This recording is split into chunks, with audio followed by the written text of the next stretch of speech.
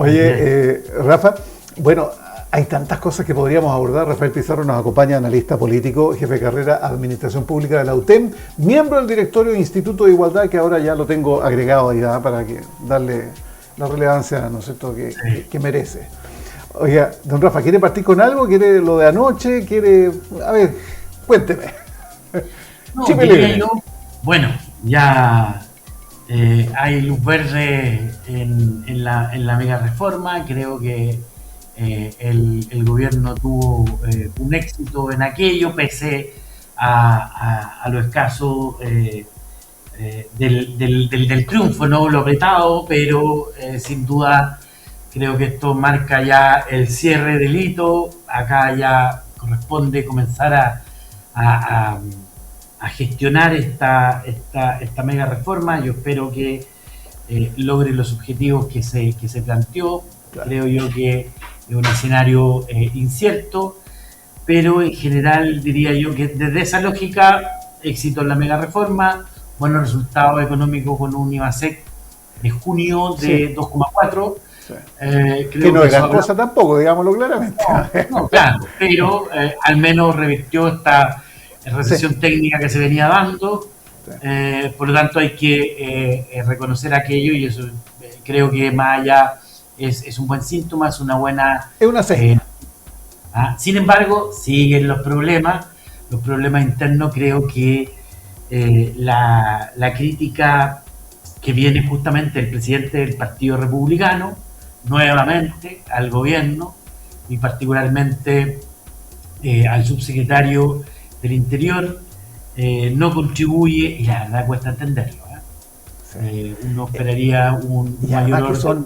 Son peleas fome, no tienen peso, no tienen ninguna consistencia, sobre todo cuando se está tratando de unar criterios, fuerzas políticas, ¿no es cierto?, fortalecer una mirada, de repente en estas cosas. Ahora, como tema de fondo, ¿lo van a devolver al Ministerio, la Subsecretaría de Hacienda? Ya se dijo que no, ¿no es cierto? El propio ministro claro, ya se dijo que no, por lo tanto creo que el costo es muy alto de poder hacerlo, y uno entendería que ya no se puede retrotraer. Además, si se retrotrae, sería claramente una derrota para el gobierno, sería un cambio de timón, y sería de alguna otra manera ceder ante las presiones del Partido Republicano, y particularmente de su presidente, y una derrota para el ministro Alvarado y su gabinete, y el subsecretario Pavés. Ahora, entonces, claramente... mala señal. Además, en un contexto, perdóname, pero sí. donde se cuestiona también el liderazgo del presidente de la República en este tema, ¿no? Donde se le bautea mucho desde afuera, desde Johannes Kaiser, desde el propio presidente del Partido Republicano. Entonces, creo que sería muy, muy difícil y complejo. Pero también cómo se lleva este tema, cómo se generaron las expectativas y cómo se trata el tema, ¿cierto?, del consumo de droga, de los test, de lo que significa. Creo que fue muy, muy mal llevado. Sí. Ahora, esto de la reforma que se tiene que hacer, ¿no es cierto?, que está planteada, que dice que incluso hasta las alcaldías, ¿no es cierto?, los consejos municipales van a tener que hacerse los test. Eso es lo que indica la propuesta, ¿no es cierto?, el proyecto.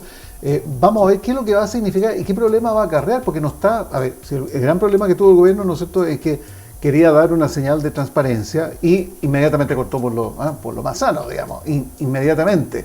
Ahora, claro, queda este intermedio, digamos, o intersticio, diría alguien más purista, queda un espacio, digamos, donde ¿qué se hace? Se le pide la renuncia, se mantiene en statu quo hasta que haya una confirmación de la prueba de...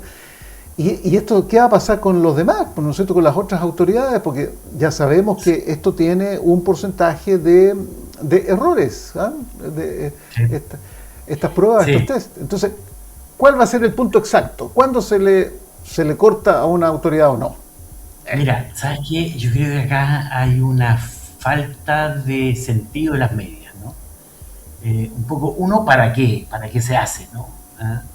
Esto es para perseguir el consumo, para perseguir eventuales vínculos que se pueda tener.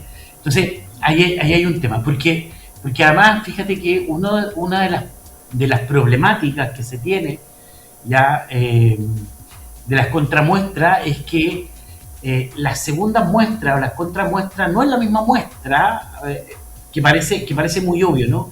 Pero una segunda muestra es una muestra distinta, en temporalidades diferentes. Claro. Y, no Y se la conoce, cadena de custodia hay que revisarla bien, etcétera, etcétera, ¿no? por supuesto. Entonces, yo ahí más bien soy partidario de una contramuestra hecha en el mismo sitio, en el mismo tiempo y con laboratorios distintos. ¿Ya? Lo que además recae en un costo mayor. Ya, los protocolos son bien rigurosos. ¿Ah? Fíjate que cuando se hace una contramuestra a una autoridad, o sea, perdón, cuando se levanta una muestra en una autoridad, es un protocolo bien exigente. De hecho, se bloquean los ascensores, se bloquea el baño de las autoridades, ¿ya? Se ingresa al baño, se limpia el baño, ¿ya? ¿Por qué? Porque puede quedar un cabello de otra persona, ¿ya? Se Sí, porque los baños hay que limpiarlos, pues. ¿Ah? O sea, claro, se bloquea el baño, ¿ya? No se permite el ingreso de nadie más. Entonces, es bien riguroso el tema, ¿ya? Entonces, vuelvo al punto. ¿Ah? ¿Con qué sentido se tiene? ¿Qué es lo que vas a hacer? ¿Ya? Porque el trabajo de drogas en organizaciones se realiza, claro. pero se realiza particularmente con el objetivo de buscar temas de rehabilitación. Entonces, acá tiene ese objetivo o tiene otro objetivo. Entonces, pero yo creo que encierra todo también, ¿no es cierto? Porque se trata de que una claro, autoridad de este nivel no puede tener ninguna relación, ninguna vulneración, ¿no es cierto? Porque se vuelve vulnerable una autoridad que está ligada a la droga y que tiene que fiscalizar, digo yo. Y además piensa tú, ¿qué pasa con las decisiones que tomó esa autoridad? Entonces, ahí también hay una Manucheri, ¿no? O sea, es lo que dijo, ¿no es cierto? sí, o sea, ¿qué es lo que ocurre con esas decisiones que tomó? ¿Ah? Claro. ¿Son válidas, no son válidas? ¿Pueden ser cuestionadas? ¿Pueden no ser cuestionadas? Entonces, hay una serie de ámbitos que yo creo que requiere de una conversación un poquitito más profunda y cuál es el objetivo. Sí. ¿Ah?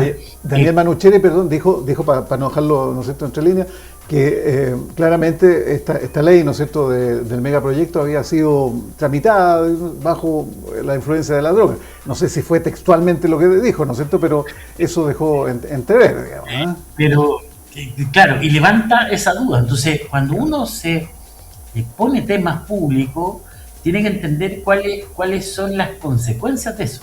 ¿Ya? Y hoy día, claramente, este tema le trajo más bien costo y problemas al gobierno que otra cosa. Y esto pasó con el Ceremicultura de los Lagos, Sí. y una serie de implicancias. Entonces, vuelvo al punto, ¿no? Es como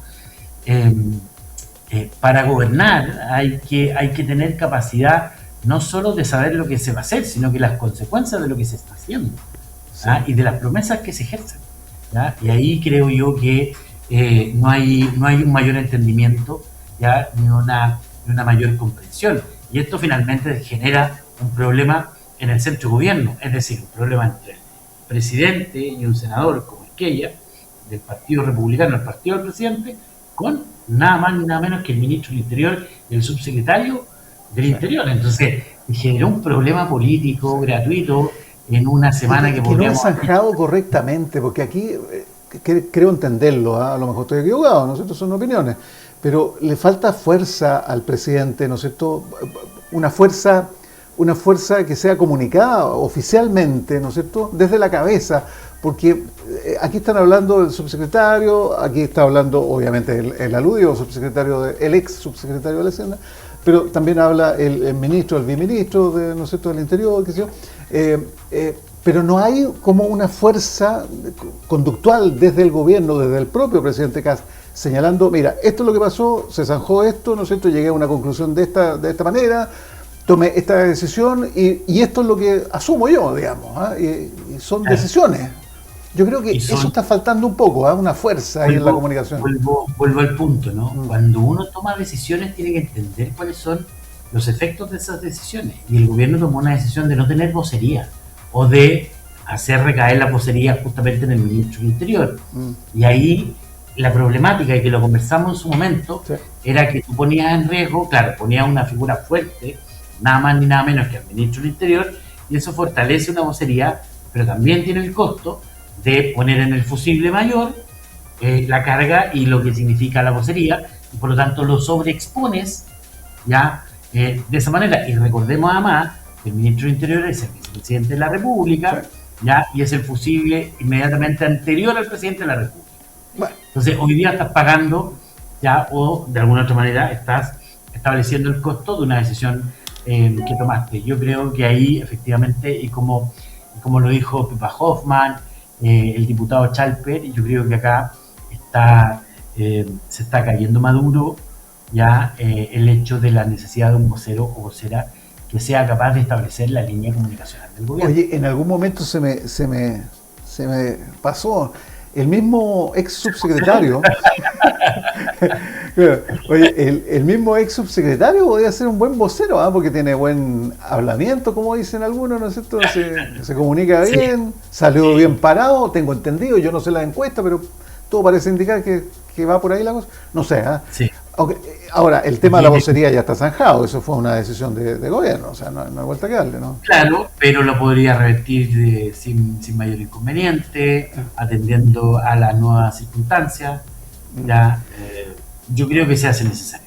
Oye, por último, para engancharme de la mega reforma, ¿no es cierto?, aprobada anoche ahí con la efusividad, hoy día hay cadena nacional a propósito, ¿ah? Que es del presidente que va a hablar, y creo que va a presentar también una reforma potente en el área también de la seguridad, ¿no? Así que ojo con lo que vaya a anunciar en el día de hoy. Veamos si hay algo en concreto de ese anuncio. Oye, pero por el tema de la reforma, ¿quién, a ver, ganó el gobierno, ¿no es cierto?, claramente? ¿Quién perdió? Y te lo digo porque la política también tiene dulce y agria, ¿no es cierto?, tiene contraste. Algunos dicen que ¿cómo se llama?, el alcalde de Maipú, ¿no es cierto?, que salió muy fuertemente, muy vehemente, digamos, a pelear la instancia, ¿no es cierto?, de que le devuelvan de manera pareja, digamos, a la municipalidad. Camila Nieto, también la alcaldesa de Valparaíso, que salió muy exacerbada, muy enojada. ¿Quién perdió? A ver, yo hago ahí dos análisis, ¿no? Uno que tiene que ver con la perspectiva más de política pública. Yo creo que la apuesta que hace el gobierno es bien arriesgada, ¿ya? Y mi temor es que quienes pierden es el gran flagelo de Chile, ¿ya? Yo creo que tiene que ver con la desigualdad. Creo que esta mega reforma profundiza la desigualdad en Chile, ¿ya? Incluso más, creo que la compensación que se hace a los municipios profundiza aún más la desigualdad, ¿ya? Creo que incluso el hecho que no hubiese existido compensación hubiese sido menos profundo la desigualdad que se genera, ¿ya? Por un lado, creo que ahí desde la lógica un poco más técnica y desde la necesidad de Chile de romper con las desigualdades, creo que ahí se pierde. Y claramente yo diría, más que la pérdida de la oposición, que claramente está, ahora yo creo que la pérdida de la oposición tiene mucho que ver con el estado en el que está la oposición, ¿no?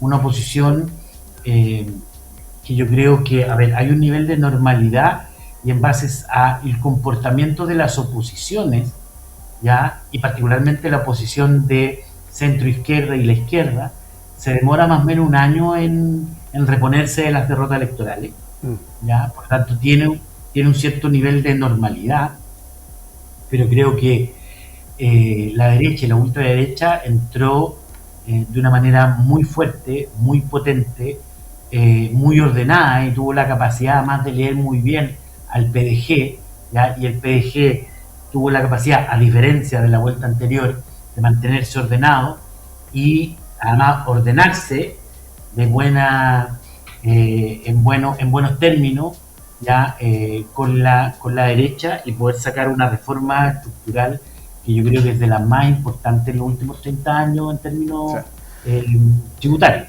Vamos a ver.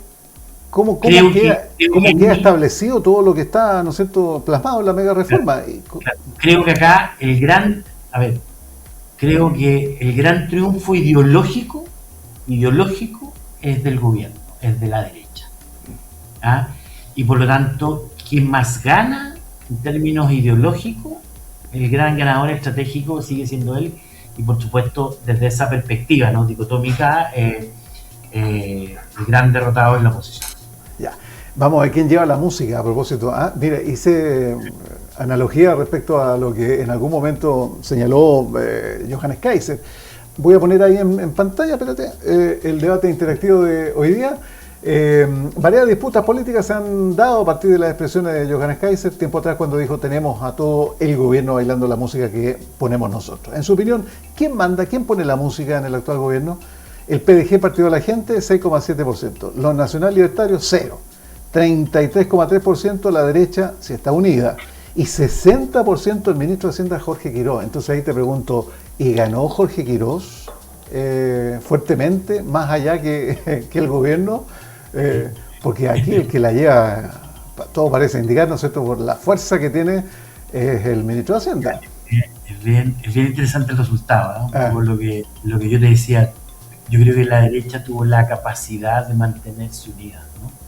Tuvo esta capacidad de poder entrar en un bloque con una propuesta agresiva, ideológica, y lo digo agresiva e ideológica desde la perspectiva de su cosmovisión, ¿ya? Ellos están gobernando, están ejerciendo su ideología, ¿ya? Y su perspectiva, ¿ya? Y en ese sentido creo yo que si uno pusiera en dicotomía al gobierno, ya Alvarado, Ruminot versus Quirós, ganó Quirós. Sí.